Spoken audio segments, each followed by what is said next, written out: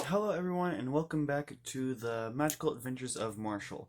Now today, as the video probably says, I'm going to be talking about divination. Now there's many different forms of divination and I'm only going to be going over a few today, but if you guys are curious, I totally suggest you guys go and study your own. Also, all the divination that I am showing you, you don't have to do it, and you don't have to be a witch to do it, and just because you are a witch doesn't mean you have to do it, if that makes sense.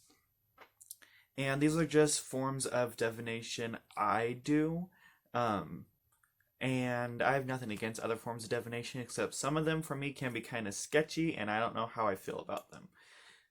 But someone once told me a long time ago that the best way to be a witch is to be skeptic about some things because everything is mundane. We live in a mundane world and mundane things happen, so you have to be skeptic about some things.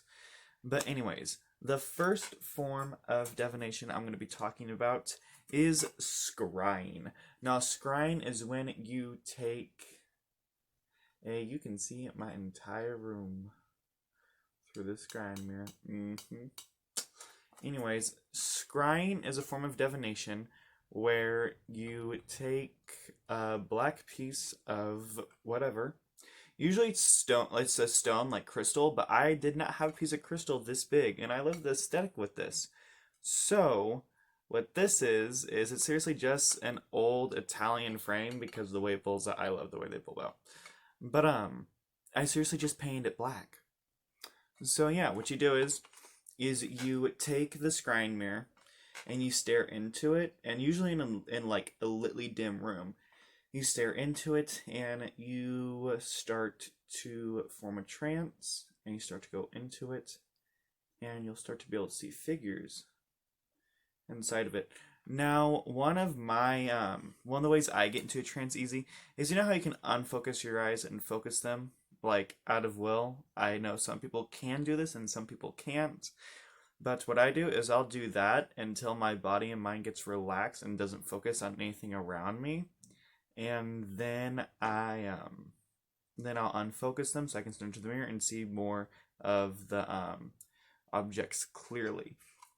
Another form of divination that a lot of witches practice is tarot. Now, a lot of traditional tarot decks tarot decks in general, are based off the Rider-Waite tarot. I do have a Rider-Waite tarot deck, but I don't know where it is, so I'm just going to show you these ones.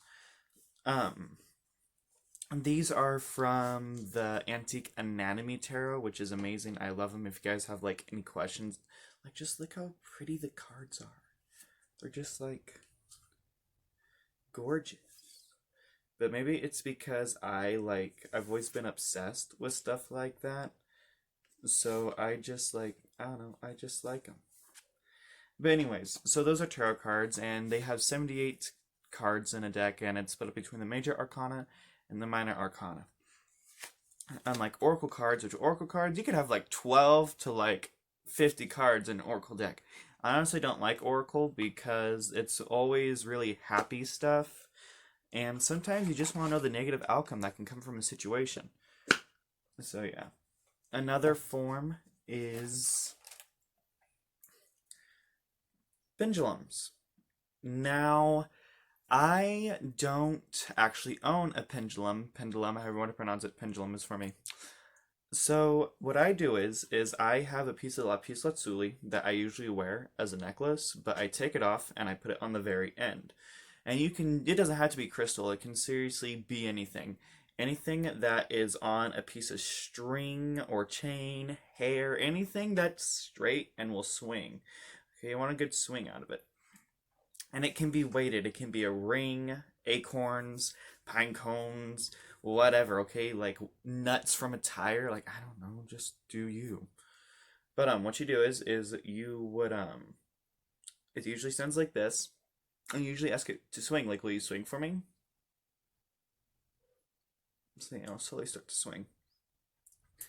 But a lot of people, so the way that pendulum works is some people say that spirits move it or your ancestors move it so that we can go like that. But a lot of people and a lot of witches believe that they go into your subconscious and they pick up on micro vibrations that your hand will perform and your body because you never stop moving. You're always shaking. That's why some people can't hold their hands. See, like micro vibrations. So what this does is it sends the micro vibrations down your hand into the chain and down to the weighted object. And usually you already know the answer to a question you're answering a pendulum, but your subconscious, it's kind of like just to make sure. It's kind of like when you ask like several different friends like what you should do about something. That's what this is. It's another little friend to give you advice on some things, and they could be yes or no answers, maybe answers. It depends on how you want to use it. There's many different ways to use them. You can also get pendulum boards, which is a huge board or a small board. I don't know. I don't use pendulum boards. But they usually say yes, no, maybe, perhaps on it or try again. And yeah, it gets intense. I can do a whole video itself on pendulums. But yeah, no, usually they will swing one way for yes, another way for no. And usually if like they don't know the answer, it'll kind of just like shake in the middle like that as like try again.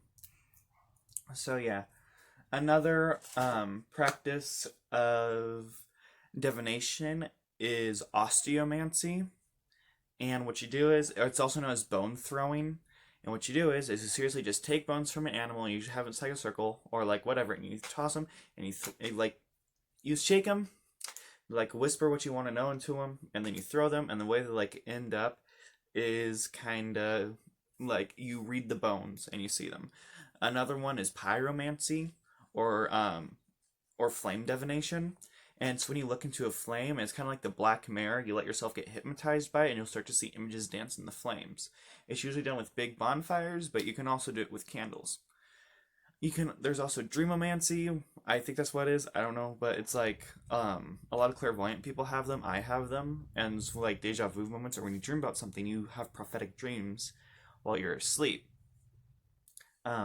Another way to scry, like with the Black Mirrors, you can get a bowl, like a deep, dark blue bowl or a black bowl, and you can stare into it and do the same thing. They used to do it with wells. But there's many other forms of divination, and I honestly don't practice all of them. Kind of like with the pendulum stuff, they're kind of iffy for me.